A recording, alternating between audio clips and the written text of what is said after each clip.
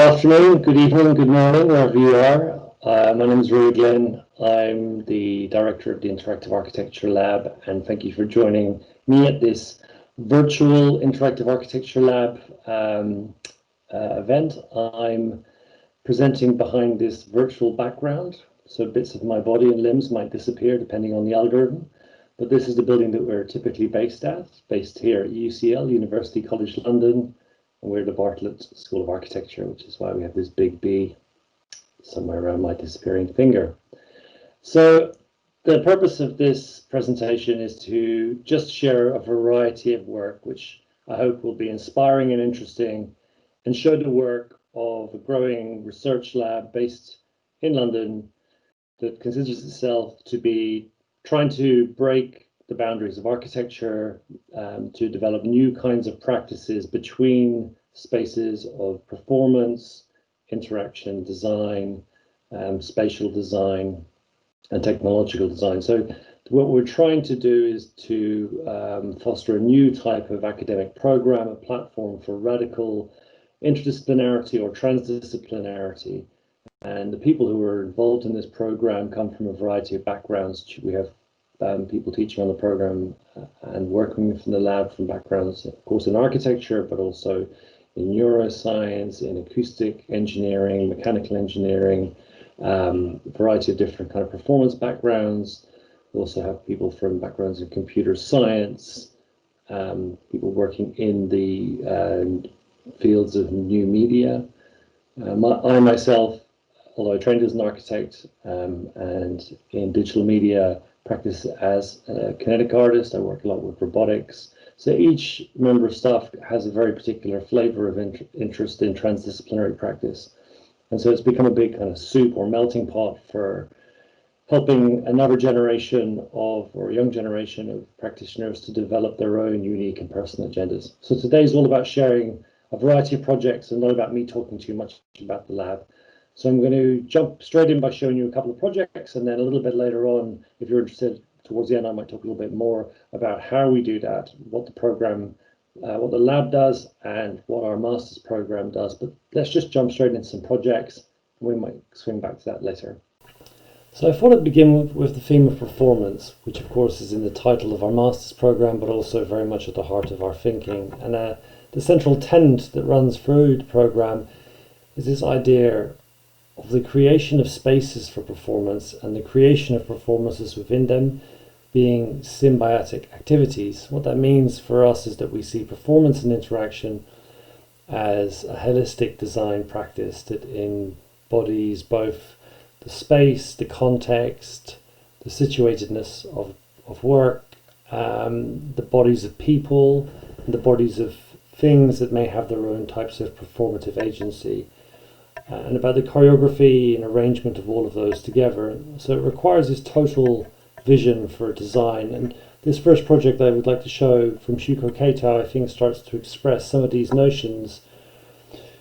Kato was an architect by training, but also a dancer, an amateur dancer, and she wanted to bring her real passion for dance into architecture. So we had the simple question, could she be able to design her architecture through dance? Could her movements start to be a design method for articulating a type of architecture that she wants to build?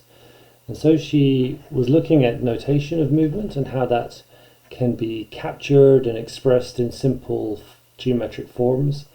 And we developed a pipeline where her movements were captured, and these lightweight aluminium tubes were fed through a pipe bending machine by this robotic arm, and slowly but surely this record, this spatialized set of notations of her movements would come out of this feedback loop between the dancer and the machine.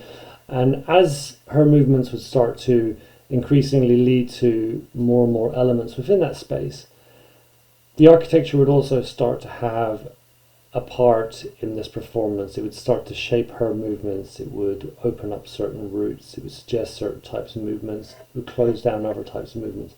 And so certain types of repetitive motion would start to appear, and certain features within this space would start to build up. And so eventually there is both this performance of the dancer, the performance of the machine, and this kind of spatial constraints, or you might say the performance of architecture itself. And this feedback loop was very, very interesting, and only possible through the combination of architectural tools, notational techniques, robotic control, body tracking, and so on. Another real interest in performance comes from how the virtual and the physical meet. And there's this ongoing dialogue within the lab around how complicated, how much the virtual can pull us away from our bodies. So Unbalance is about trying to regain a sense of our body in virtual space by actually manipulating our sense of unbalance while being at the same time immersed in this virtual space.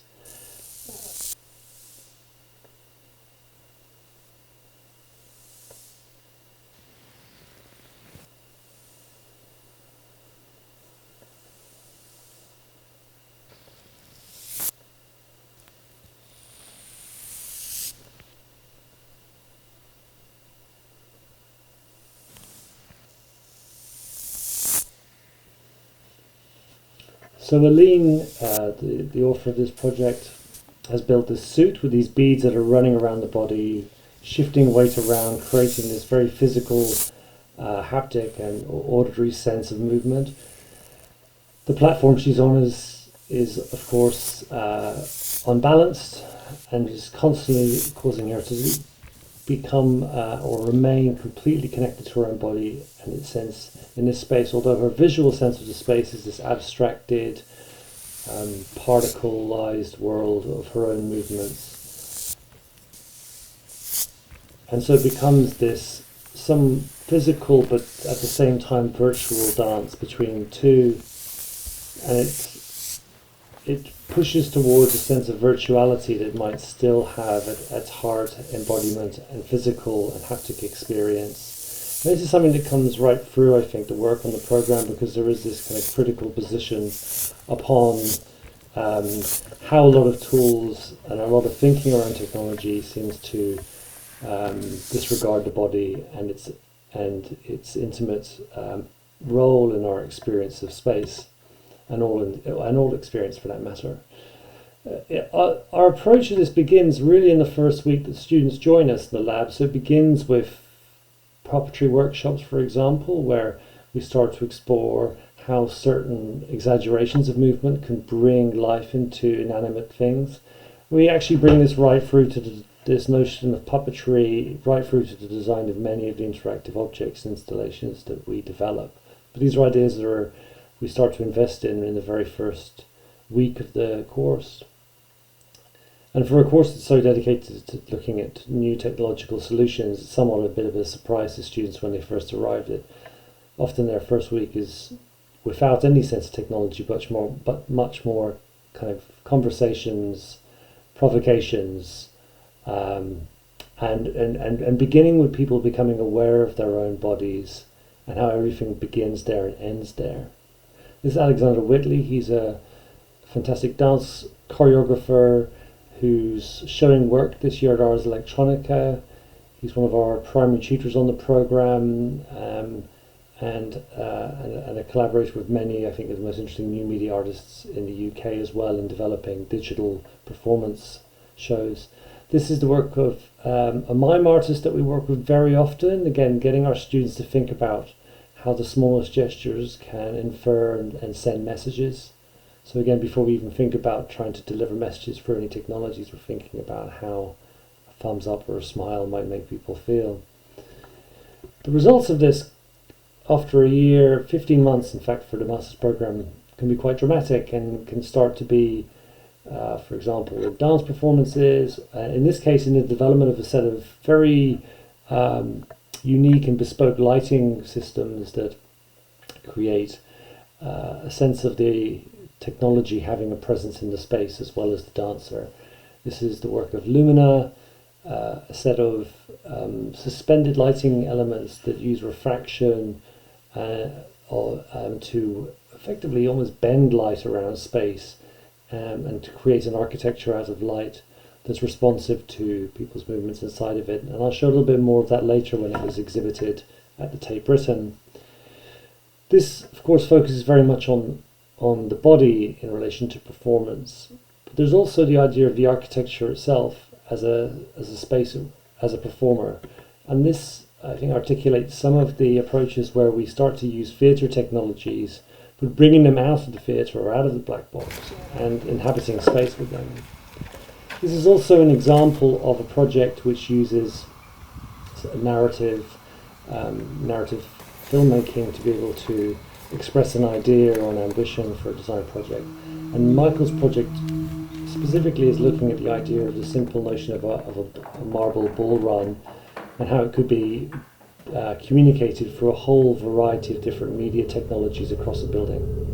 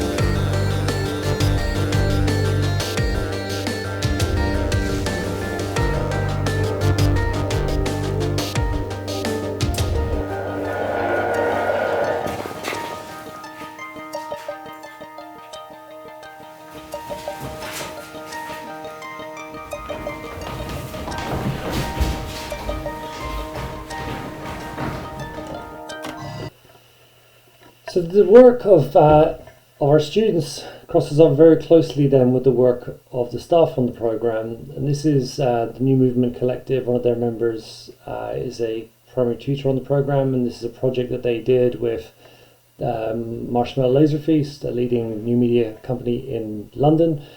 And it's just an idea, again, and I think an expression of this crossover between performance and architecture. The tutors on the programme come from a variety of backgrounds, and you can find out more about it from the Interactive Architecture website.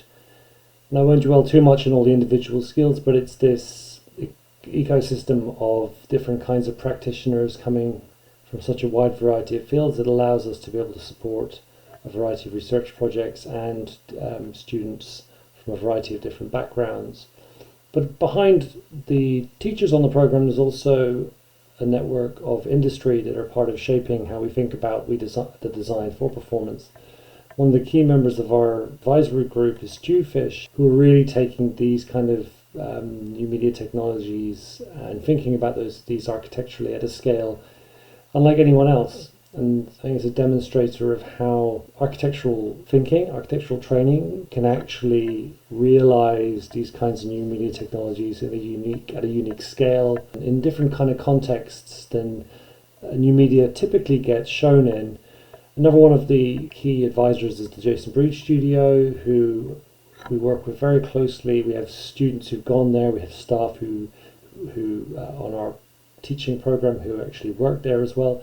And they do a very wide variety of urban interventions, particularly using light, but also movement, but looking at how, in this case, how the everyday gestures of walking down a platform can be captured and played back to people and create a little bit of theatre in an otherwise fairly dreary experience of commuting. I wanted to move on to another theme which is critical, which is around the idea of designing through making, and how our program is very, very much focused on getting people to make, to think. So here's a little taster, first of all, of the types of making that go on the program.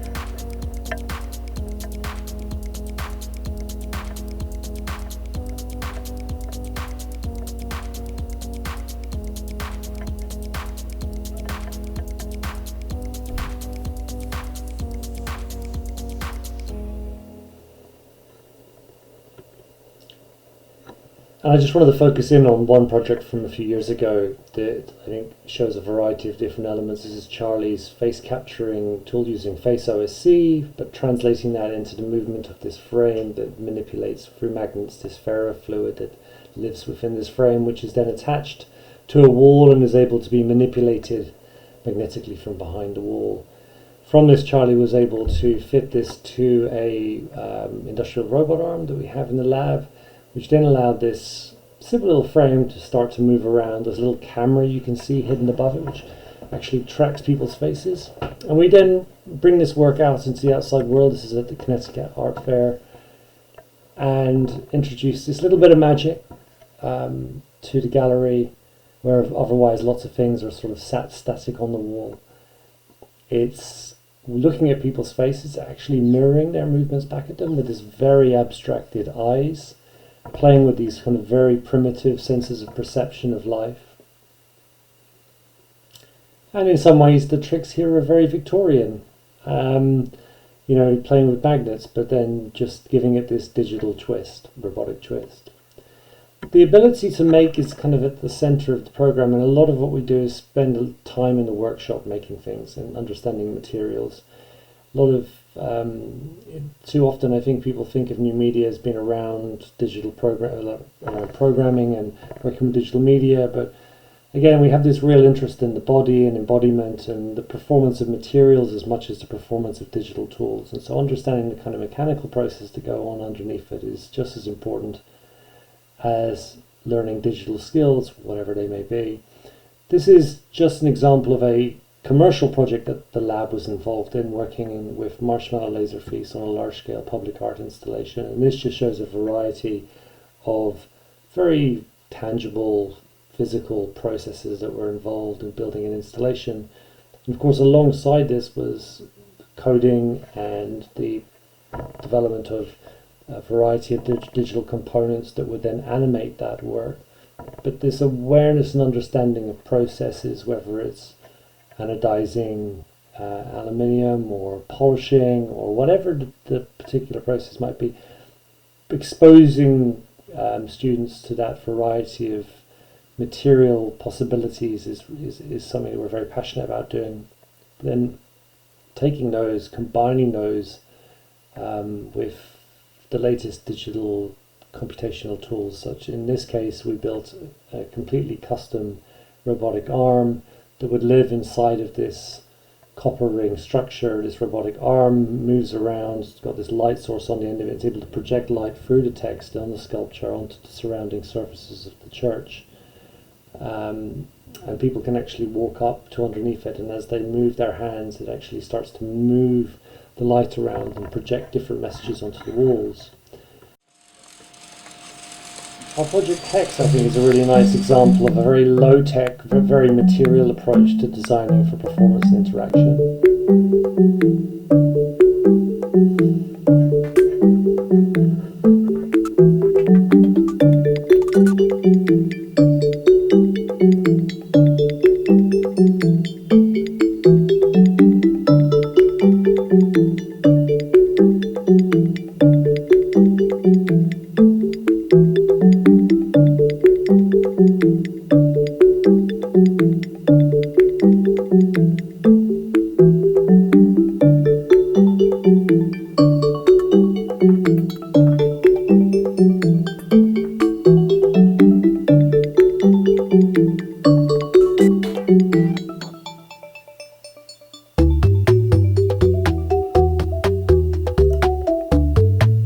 So this project, I think we dealt with a really important issue around,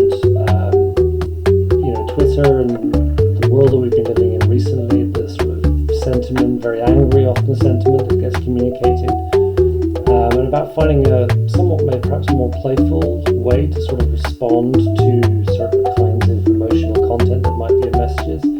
So Hex uses puppetry as a sort of principal idea, but it also works with a lot of model making techniques, and our students were able to sort of create a very playful, deliberately naive kind of environments, and to be able to animate then these using off-the-shelf hobby robotics, servos and so on. So the students are designing the environment, they're designing the code, they're building the puppets, learning about choreography, they're building sets.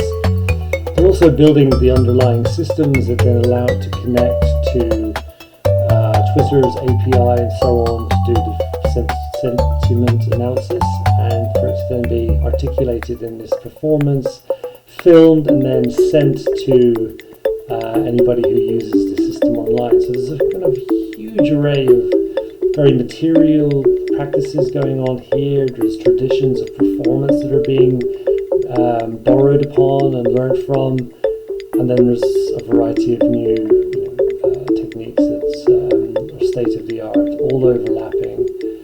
But in the end, the idea, particularly in this project, is for all of that technology to hide away and for us to be left with these really playful little performances that express a whole variety of different kinds of emotional content. Hex is a great introduction actually to the next theme that I think is very strong, which is thinking around the notion of the theatre of machines, thinking about how we can actually think about machines as performative in our built environment.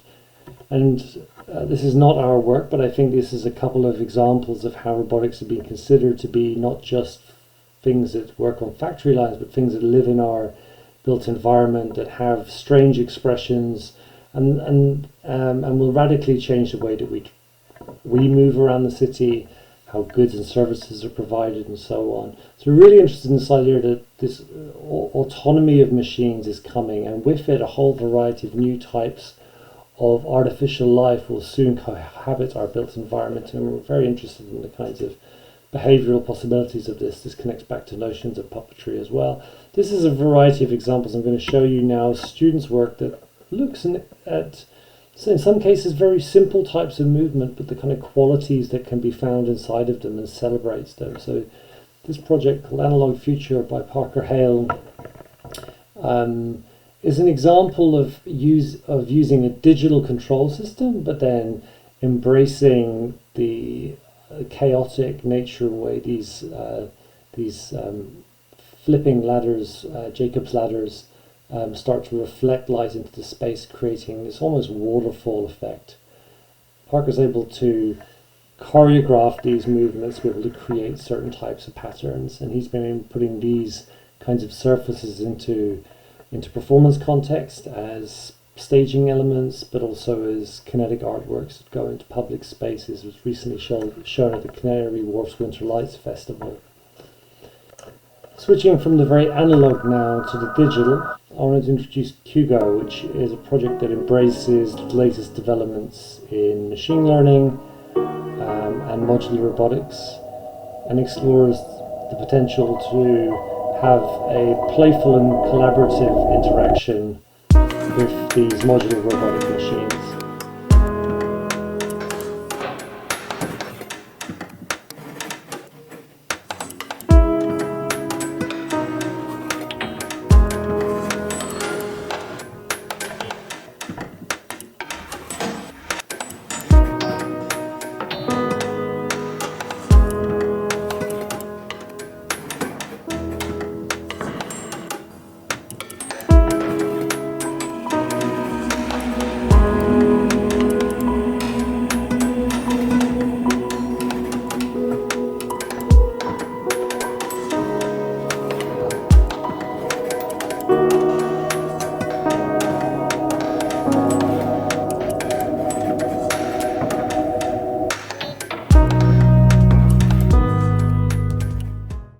As a lab, we're also very lucky to get the opportunity to install in venues like the Centre Pompidou here. We're presenting Motive Colloquies, a project developed between myself and students, positioned in the Picasso Gallery.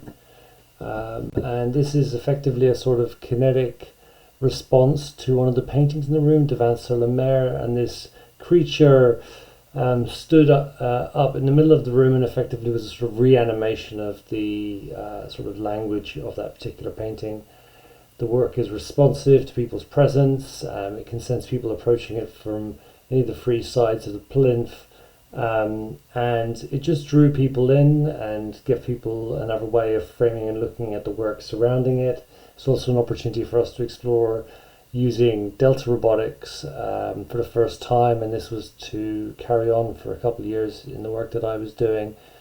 This structure effectively is doing mirroring behavior, so it's actually specifically responsive in a way that is supposed to create a sense of empathy or sort of a mutual behavior between people in the room and the machine, but the sense of proximity that it could get was something that we really wanted to play with. So unlike industrial robots, we're able to get much more close and create these playful interactions. And from this installation, we were given the opportunity, an invitation to install a larger piece of work within the Tate Modern Gallery in 2012. So this is the tanks when they were getting renovated. The tanks had been the effectively the fuel cellars for the turbine hall. When the Tate Modern had previously been a power station. So these fantastic big spaces had been left dormant for a couple of decades. So I was given the opportunity to develop a proposal for that, and this idea came together about creating a light that would guide people through this darkened space, this illuminating this dormant chamber that had been hidden, cloaked in darkness for decades. And this idea developed into what would be a 23 meter motorized rail and suspended off it a 5 meter tall Delta robot. So this is the time I believe was the largest Delta robot ever built, and we added the extra challenge of giving it the ability to move throughout that gallery space. You can see a thin black line that runs from kind of bottom left through to the top right. That's the rail system, and you can see the robot suspended from it. This is a LiDAR scan by ScanLab Projects that reveals the machine and the public surrounding it, some getting much closer to interact with it, and others staying further back and watching it. And as somebody gets closer, the sensors around it enter into this kind of gestural dialogue. The development of the system, this is a Delta robot here. You can see on the left the Delta robot. This is a prototype Delta robot. This is a third size version of the Delta robot, and on the right hand side you can see the full size armatures holding up this illuminated tetrahedron just off the ground, so you can see the illuminated tetrahedron here, built from electroluminescent sheet, which creates this incredible flat white light that's quite ghostly and unlike any kind of other kind of conventional lighting that would be more familiar to an audience. So between these two characters, between the scale of the robotics and the kind of ghostliness of this light source, it would create something that had a bit of the uncanny in it. This is a film from the BBC. They were capturing the install, and you can see the 7-meter high ceiling. This is me just describing to the camera the install of the work, which was over a course of a day and a half, which was an incredibly challenging project just because of that. We had a series of Kinect cameras that were mounted up at ceiling height and would travel with the robot and effectively pick up people's movements below and respond to them. And once the lights were off, all that the public would really see would be just this floating tetrahedron of light. It's actually only really with some long exposure photography that we start to see the faint glimmers of the carbon fiber rods that were suspending this element. And if you stand beneath it motionless, it sort of hovers above you, also motionless, or moving slowly and geometrically, almost mocking your inanimateness. But once you start to move playfully, it responds with reciprocal organic movements. In fact, it's mirroring again, and this has been a kind of motif of a series of projects developed with Delta robots, looking at the kinds of complexity of behavior that can emerge actually from simply capturing and presenting back the public's movements to them in an abstract form. So this is a sort of playful, responsive behavior, but it could also, under certain conditions, be triggered to run away. It could also loop around people in a sort of playful chasing behavior, encouraging people maybe to move. And I just wanted to show, I think, rather than a film of the project actually showing some of the responses from the public, this was a series of interviews that were done by the BBC, which I think are really revealing. It reminded me of being in one of those scary films. It reminded me of one of those dreams you have, you know, when aliens sort of invade the Earth, and it seemed something like that. The triangle light came on and it appeared to be following people. It kind of creeped me out how it knew how people were standing and where to go. You could see the reactions of all the other people. They weren't quite sure what was going on. You expect something a bit scary, but then, I don't know, its movements are kind of organic, and I don't know, it seems very friendly. So I really love those bits of feedback from the public, because they capture a whole set of different emotions, and there is this emotional, dramatic arc that goes over visiting this space as you enter into this very dark, unnerving space with these deep tonal surround sounds, and then as you enter that dark space and you start to picture out in the distance this light moving and these people moving around it, there's a certain sense of fear, and as you get closer and closer you start to realize that people are actually playing and it's reacting to them. And then you might actually directly play and interact with it, and suddenly there's this emotional switch from it being intimidating to being something quite friendly. This interest in robotics and how they inhabit the built environment, combined with an interest of some of our researchers and students into how we might be able to measure plant behavior and plants' responses to their environment as well. And from that, the Horta Machina B project was dreamt up. It's a 3-meter tall spherical robot that was shortlisted for one of the Starts Prize and presented at Ars Electronica in 2018. This film just gives you a little bit of a sense of the machine itself, situated in one of the parks close to the Bartlett in central London. The machine itself effectively is an autonomous vehicle driven by the plants that live on it. These plants have small electrodes embedded in them, and the plant's responses to their natural environment are measured and start to have control over the behavior of the machine.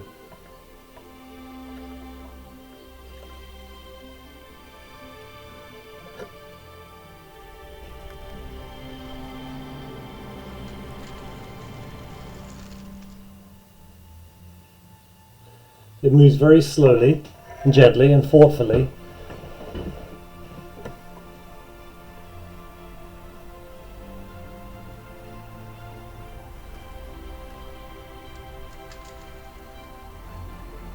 And safely, slowly rolling around London in search of the perfect environment for its plants.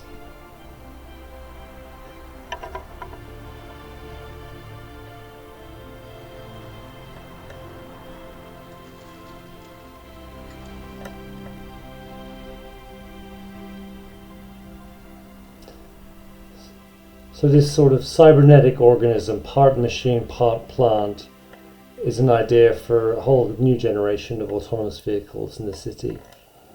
And now for something a little bit different, a series of experiments in geometry and forms of actuation.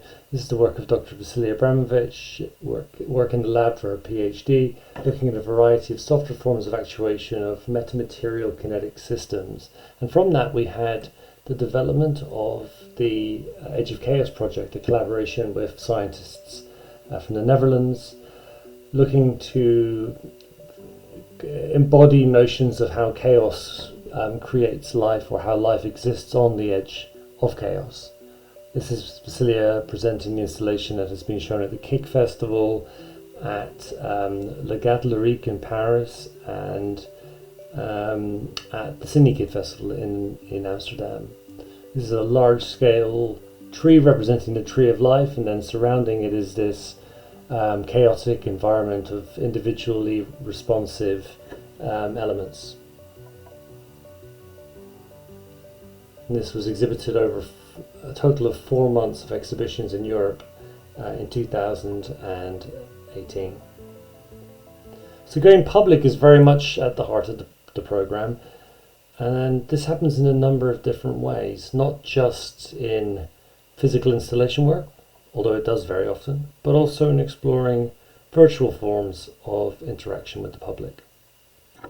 The Palimpsest project is an example of where we were looking to work with communities to respond to major changes in London. And I'm the Chief Executive of Sheffield Theatres. I'm really excited about HS2.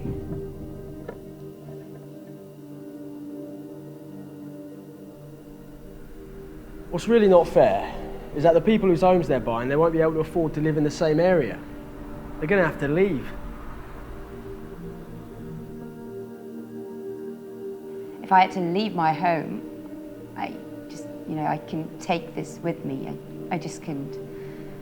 I have to go into residential care. And that's frightening.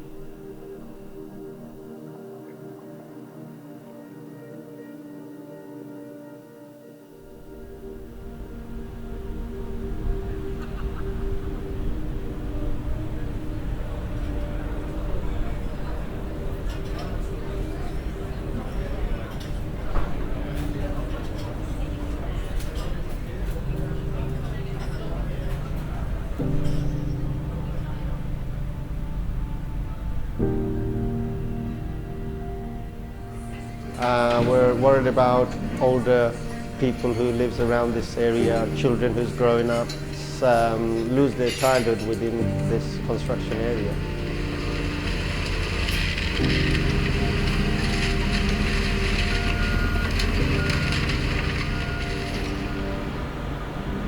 For us, being able to travel and see our clients if we need to is an important element of HS2.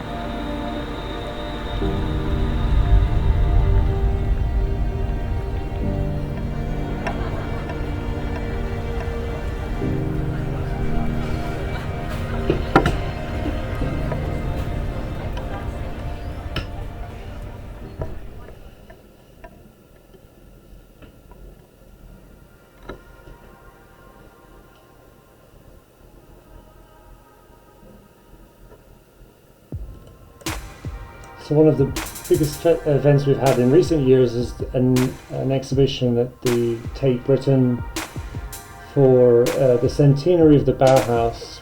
The Bauhaus being certainly one of the historic institutions that we've taken a lot of inspiration from, and this is just showing a variety of projects from our students being presented throughout Tate Britain, We also ran workshops inviting the public to come and learn how to build their own machines. We had kinetic installations. We had some of the projects you've already seen.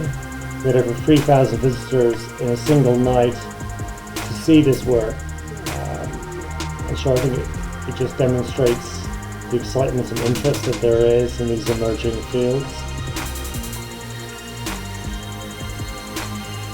And also I think our commitment to exposing this work to the widest possible audiences far outside of academia.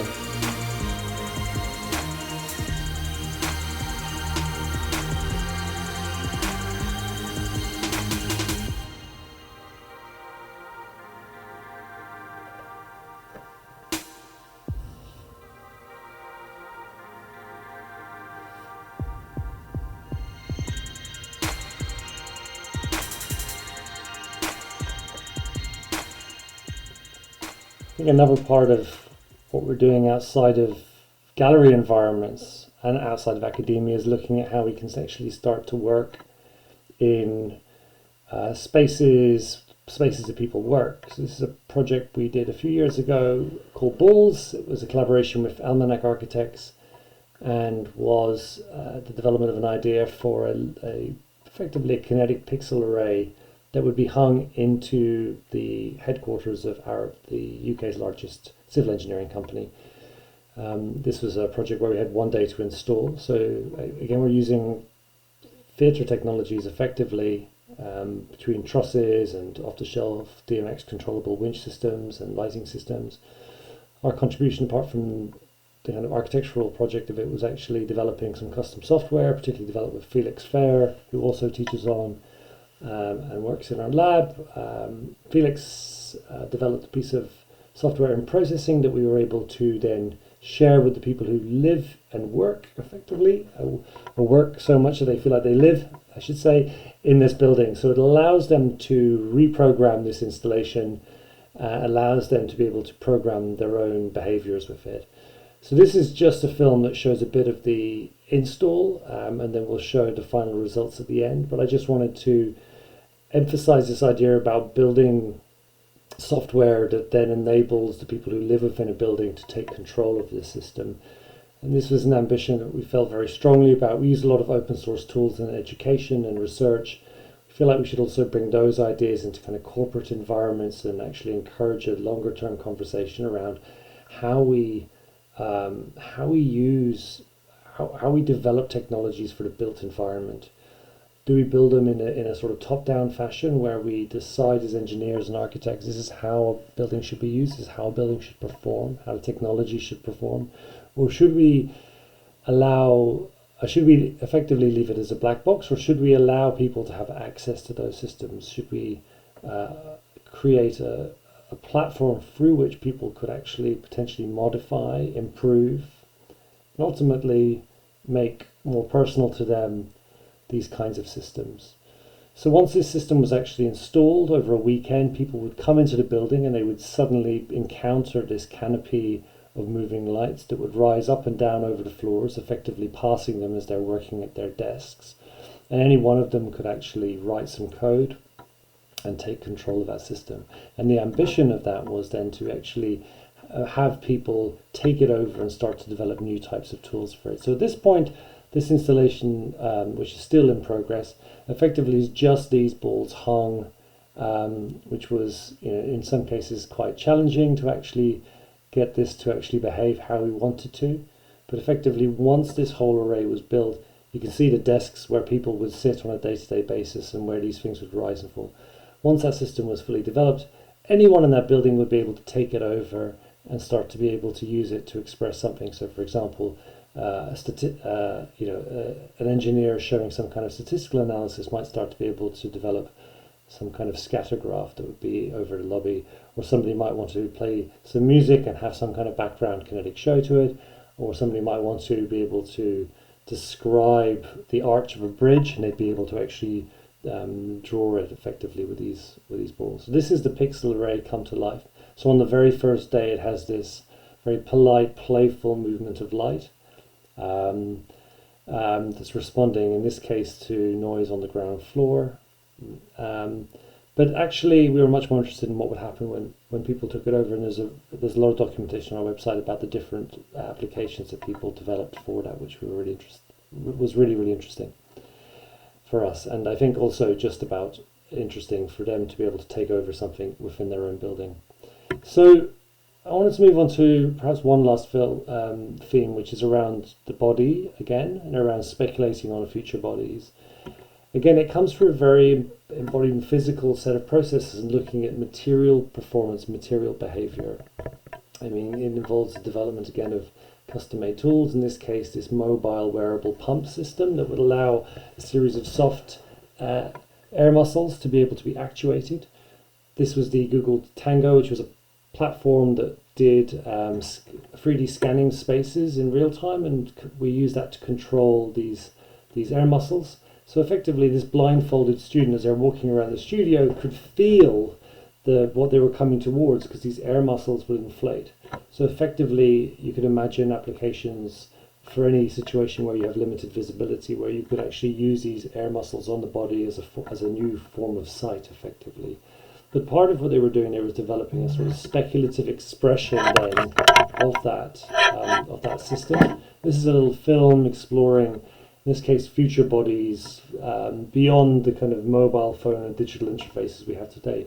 What kind of future fluidic interfaces might we have that we use to communicate with each other and to be able to communicate our sense of space? So this is using, again, silicon soft actuators, in this case being, and fluids, colored fluids, to be able to express this sort of notion of a sort of future fluidic technology that would become a direct interface with the physical body.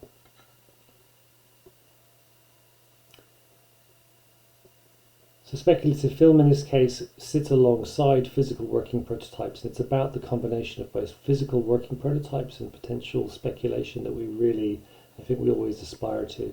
The next film is a trailer for a trailer exploring again a haptic technology. This case looking at particularly relationships around and notions of consent and touch over telepresence. Oh my god! You finally got Neo touch. How is it? You should really make a move, okay? No, I don't know. Maybe he's just experimenting, because he's new to the whole thing. No, I don't think he's that kind of guy. Honestly. Not that bad, is it? It's not that bad. It's not bad. Go on.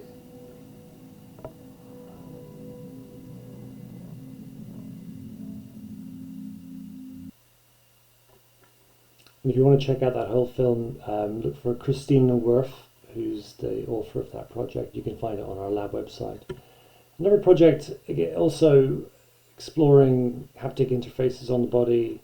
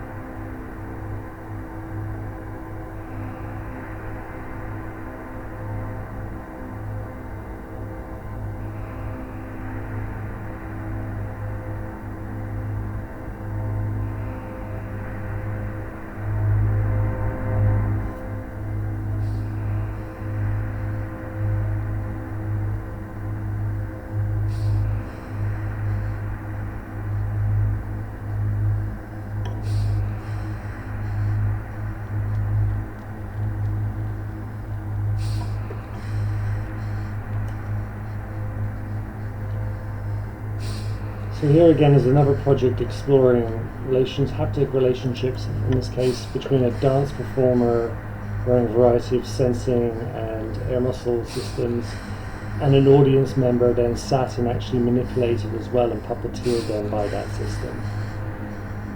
Angelina in this case came from a dance circus background, also trained as an architect. It's just another example of trying to use variety of different robotics technologies and notions around architectural thinking. I think underlying a deep interest in performance and questions around, again, around consent and around control that we're preoccupied by.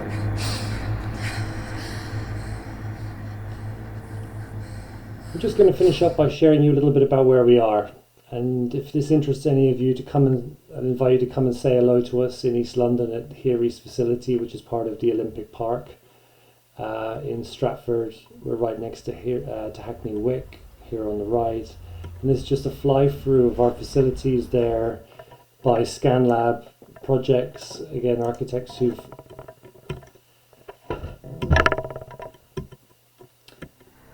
I'm just going to finish by inviting you all to come and visit us in East London if any of this work interests you. We're based at Here East. This is a facility in the Olympic Park. To the right in this image you'll see Hackney Wick, one of the kind of capitals of digital arts culture in Europe. And inside of this fantastic facility that we have here, I just wanted to share with you a bit of the facilities that we're based inside of. So this is our workshop facilities.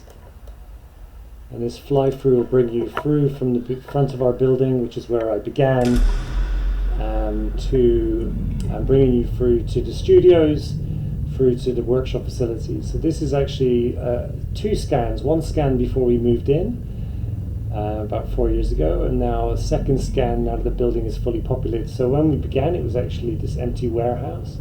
And now we've built large-scale robotics facilities, fabrication workshop, variety of lab spaces for doing work with light, environmental simulation, 3D sound,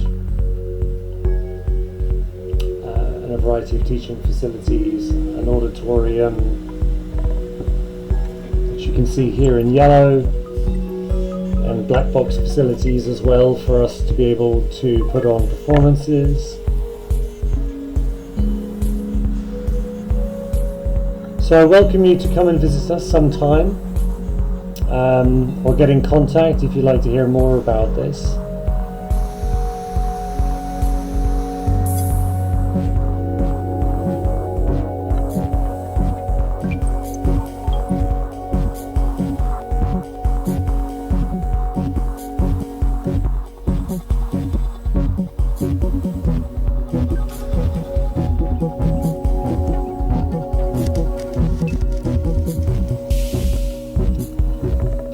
I'd also give a chance for the students to say a little thing or two. So here's a few of our students who've recently graduated talking about their experience.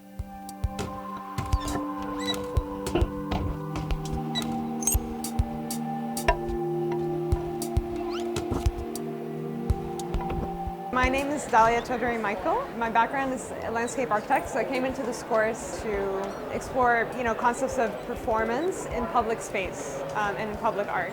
My name is Kyuyeon, and my background lies in stage design. I want to join the program because I want to design for performance in a new perspective. The interaction really speaks to my mind. My background is in design engineering. I joined the course to get more skills in the interactive design aspect. The reason I decided to come here is to merge architecture, design, dance, performance, acrobatics, and circus. So it was a great opportunity for me to express my interest. My project is an interactive performance that its aim is to connect the audience members with the dancer through haptic technologies. The audience members are able to feel in real time what the dancer is feeling and receive the stimuli and all the sensations that the dancer is producing through wearable technologies. We're making a game out of reconfigurable robots. We call it Hugo. So you can interact with robot by changing the environment, and they're going to respond to your change and play game with you. Our project is Sounds and Sweet Airs. It's questioning about human and environment relationship, how we remember our past environment in this environment that we're living in. My project is called Lumina. It's a light installation that aims to generate some sense of presence by exploring some body movement. And the user is able to modify the color, the shape, and the intensity of the light. What I loved about these masters the most, it was the wide range of fields that we were able to explore. I really enjoyed meeting people from different backgrounds and collaborating with them and actually working on projects and learning how each discipline has different things to offer. What I really appreciated from my tutors, it was to give me this ability to do something that it was me and add some meaning to me. The introduction to coding was very, very intense but very interesting to see how the code that we were developing visually works. That was probably the most challenging but most fulfilling thing during the whole course. I had to learn so many new things and I had to put everything together and push myself into my boundaries and to the limits of what I want to achieve and what I want to do. My advice for the new students would be to not be scared of not being capable of doing something. Get in the workshop, get building as soon as possible, and make a lot of mistakes because that's the things you learn the most from. The main thing is that you need to really like what you are doing, and you're gonna overcome all the problems. Take a challenge and don't sit in your comfort zone because you get a lot more done when you're challenging yourself.